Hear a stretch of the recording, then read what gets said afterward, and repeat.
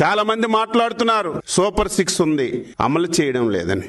ఆర్థికంగా ఇబ్బందులున్నాయి, సమస్యలున్నాయి. అయినా సరే రేపు జూన్ లోగా ఇంకొక 3 మంచి కార్యక్రమాలని ప్రజానీకానికి సూపర్ 6 లో ఇచ్చిన హామీలు నెరవేర్చాలని చెప్పి నిర్ణయం చేశాం. అందులో భాగంగా రేపు పాఠశాలలు తెరిసే సమయానికి ఏదైతే తల్లికి వందనం కింద ఒక పిల్లవాడికి 15,000 ఇస్తామని చెప్పాము.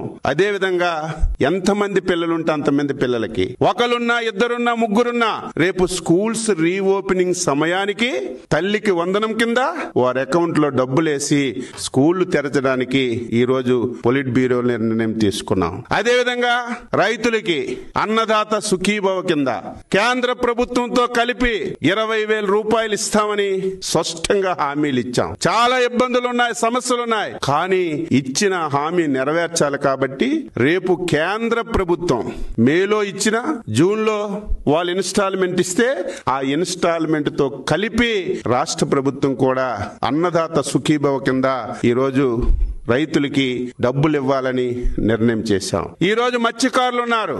మత్స్యకార భరోసా ఏదైతే వేట నిషేధ సమయానికి 10,000 ఇచ్చేవాళ్ళు 20,000 ఇస్తామని చెప్పాం. నిషేధం రేపు ఏప్రిల్ 15 నుంచి జూన్ 15 వరకు 2 మాసాలు వేట నిషేధం ఉంటుంది.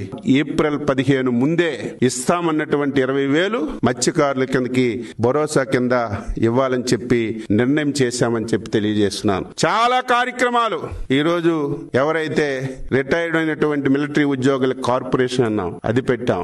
స్వర్ణకారుకులకి కార్పొరేషన్ పెట్టాం.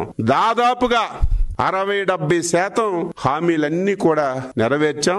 ఇంకా మిగిలినటువంటివి యువతకి నిరుద్యోగ భృతి, ప్రతి ఆడపిల్లకి 1,500, బస్సు ఉచితంగా ఇస్తామని ఇంకా 3-4 కార్యక్రమాలు ఉన్నాయి. ఇవన్నీ కూడా సాధ్యమైనంత వరకు ఆర్థికంగా ఈ రాష్ట్రాన్ని బలోపేతం చేసి ఆర్థిక పరిపుష్టిని